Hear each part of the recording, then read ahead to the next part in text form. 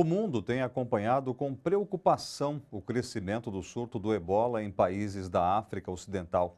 Já foram registrados 1.975 casos de contaminação e mais de 1.000 mortes.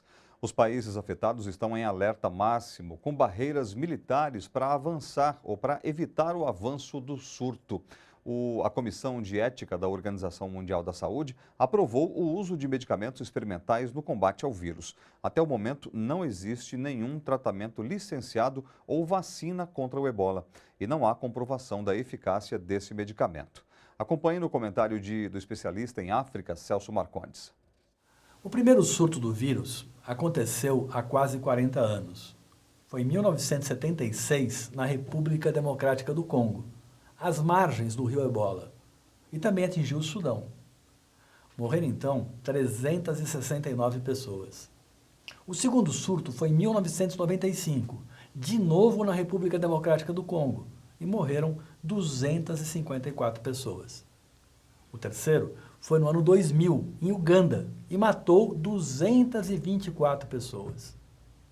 Hoje, o mundo todo teme que o vírus se alastre. Esse é o maior surto já registrado e vitima mais seres humanos a cada dia que passa. E não há perspectiva de que seja interrompido tão cedo. Ele atinge hoje, basicamente, 3 países da África. Mas aqui no Brasil, a desinformação nos leva muitas vezes a tratar a África como se fosse um só país, e não um continente gigantesco. A África tem mais de 1 bilhão de habitantes e tem nada menos que 55 países. A soma das populações dos 3 países mais atingidos é de cerca de 20 milhões de pessoas. Mas já a Nigéria, onde aconteceram 2 mortes, é o país mais populoso do continente, com cerca de 180 milhões de habitantes, como o Brasil.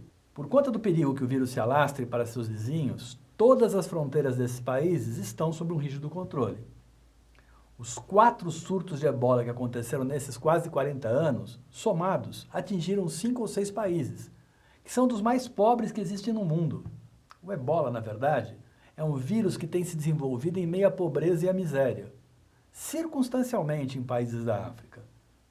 Por isso, está certa a Organização Mundial da Saúde, quando ela diz que esse é o maior surto e que pode ser considerado um problema de saúde pública de escala global.